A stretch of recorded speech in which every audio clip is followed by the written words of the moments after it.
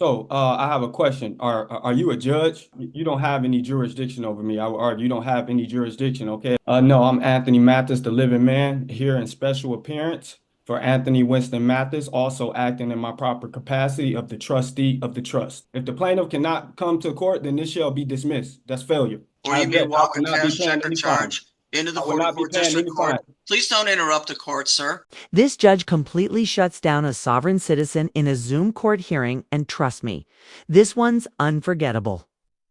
The defendant was pulled over for running a red light, and the officer who issued the ticket showed up to testify, making the case pretty straightforward under traffic law.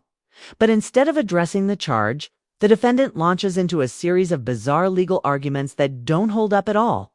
It's honestly hard not to laugh at how far off track he gets. Let me know your thoughts about this court hearing in the comments, and if you enjoy content like this, don't forget to like and subscribe. Now, let's jump into the video. You are Anthony Winston Mathis? No, I'm Anthony Mathis, the living man, here in special appearance for Anthony Winston Mathis, also acting in my proper capacity of the trustee of the trust. Very well, Mr. Mathis. Today's the date and time for your informal hearing. The citation before the court, Mr. Mathis, indicates that on May the 24th of this year at approximately 9 p.m., you are operating a 2024 Ford Edge, black in color, on 11 Mile Road, near Washington, in the city of Royal Oak. And at that place and time, you committed the civil infraction of impeding traffic. Impeding traffic, sir, is considered a lesser included offense within nearly any moving violation. And Officer Moran indicates in his detailed note that your vehicle was on East 11 Mile Road at Washington and disobeyed the traffic signal. The officer had a green arrow and therefore driver had a red light. Mr.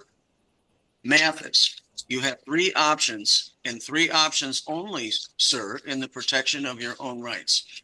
You may, sir, admit responsibility in this matter. The court will attach the scheduled fine and that will close the case.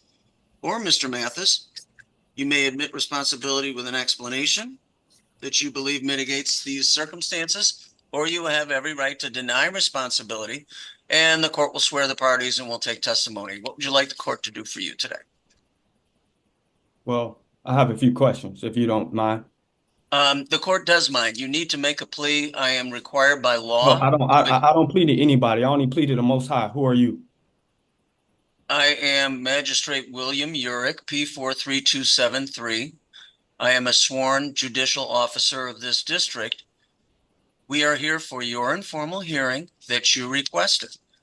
This court is required by law, procedure, and court rule to take a plea. The motorist requesting this informal hearing, that being you, must make such a plea. You may admit responsibility in this matter. I don't plead to anybody but God. You may admit with an explanation, or you may deny responsibility, and the court will swear the parties and will take proofs. What would you have the court do for you today? I don't plead to anybody. Very well. Officer Moran and Mr. Mathis, please raise your right hands. I do have a question. Do you solemnly swear the testimony you shall give before this court shall be the truth, so help you God? I do. Thank you very much. Please proceed. Before we get into the officer's testimony, I just have to say, this judge is quickly becoming one of my favorites to watch. He's all business.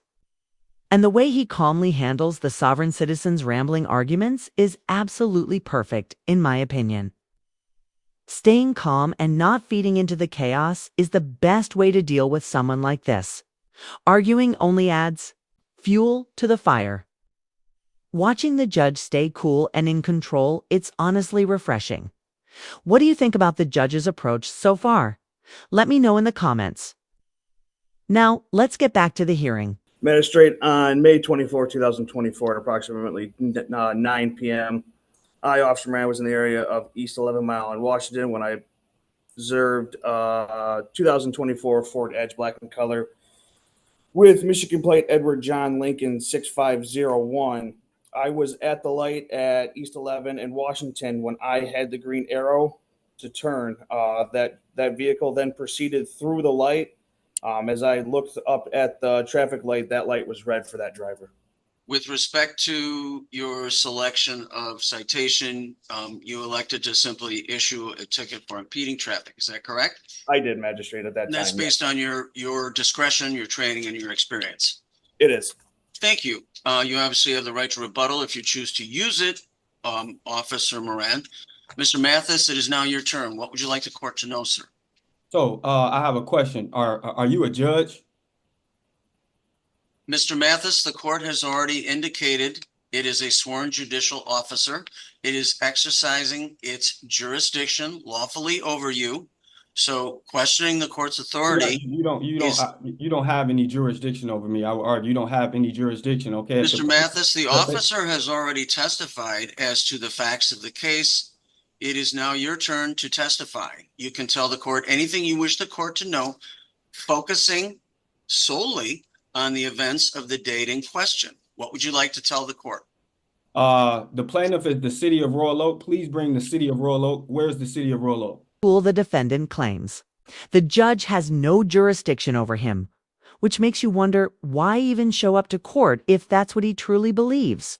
That argument always falls apart the moment they bring it up, because let's be honest, the court absolutely does have jurisdiction, especially in straightforward traffic cases like this one.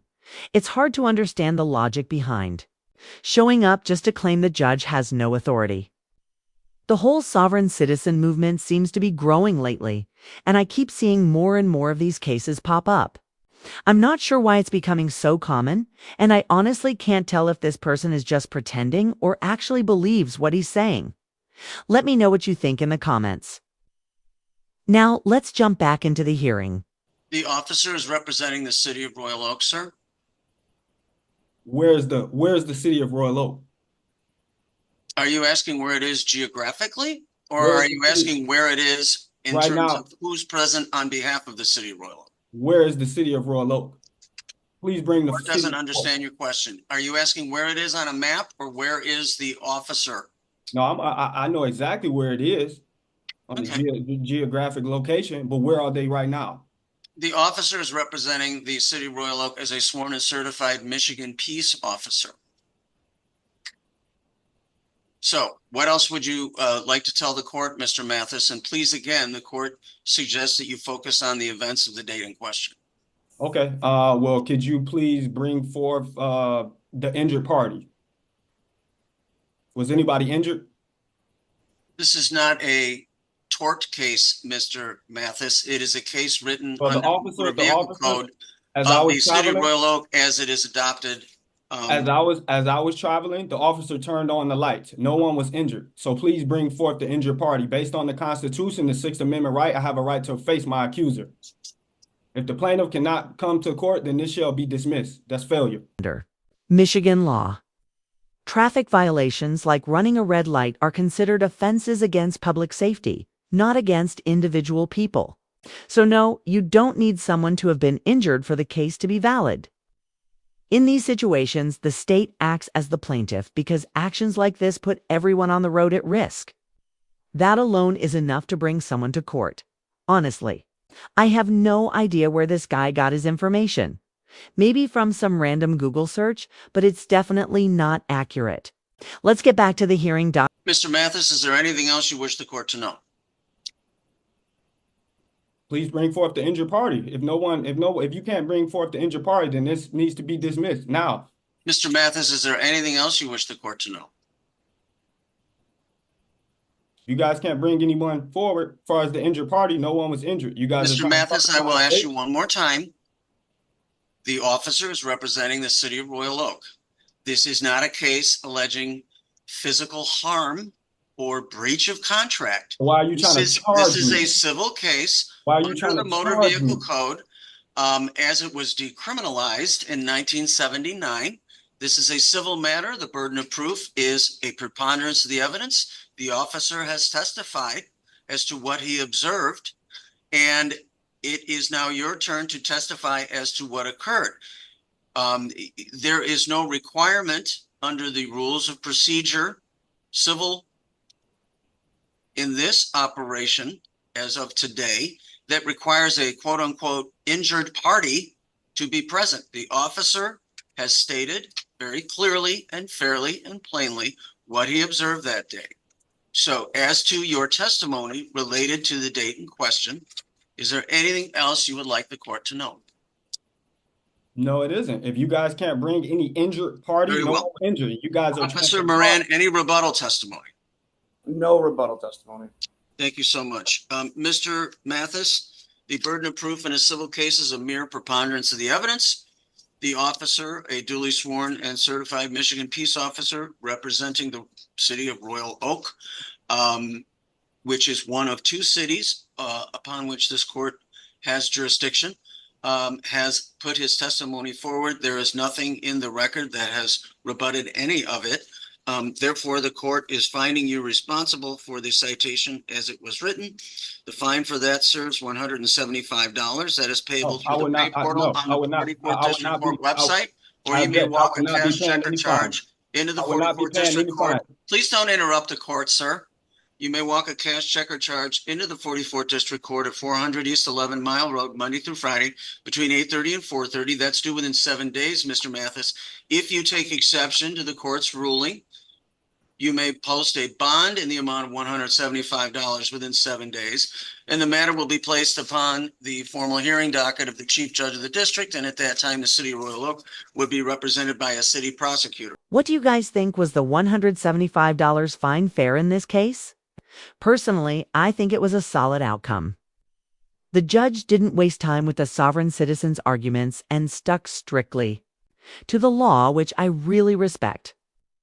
In Michigan, traffic violations like running a red light are treated as civil infractions, not criminal offenses. And fines like this are meant to protect public safety. The defendant's arguments might sound convincing in some internet echo chamber, but they don't hold up in a real courtroom. Again, major credit to the judge for staying calm and professional throughout, even while the defendant tried to derail the entire process. That said, part of me wishes the judge had gone a step further and held him in contempt. With how disruptive and disrespectful he was, it definitely would have been justified. Judges do have the authority to do that when someone is clearly crossing the line, and this guy did several times. It would have been satisfying to see an extra consequence handed down for the way he behaved. One last thing that stood out to me, he seemed completely confident in everything he was saying, even though none of it made sense. It's my big question. Do you think he actually believes this stuff? Or was he just playing dumb to try and dodge responsibility? Let me know what you thought about this hearing in the comments.